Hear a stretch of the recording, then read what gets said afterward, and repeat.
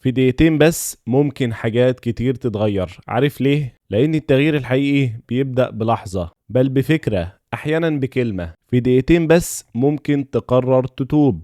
في دقيقتين بس ممكن تبدأ تصلي بانتظام. في دقيقتين بس ممكن تبطل ذنوب واقع فيها بقالك سنين. في دقيقتين بس ممكن ترجع لأهلك تبرهم. في دقيقتين ممكن تكتب هدفك في الحياة. في دقيقتين ممكن تبدأ صفحة جديدة مع ربنا سبحانه وتعالى. ومين عارف، يمكن دي تكون اللحظة الفاصلة في حياتك.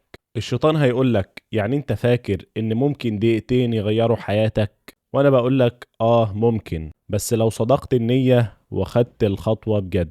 قوم دلوقتي صلي ركعتين، اقرأ صفحة من المصحف، كلم حد كنت مزعله، ابدأ صفحة جديدة. دقيقتين مش وقت قليل، دول فرصة يمكن ما تتكررش تاني. اتغير قبل ما تندم انك ما اتغيرتش. سلام عليكم.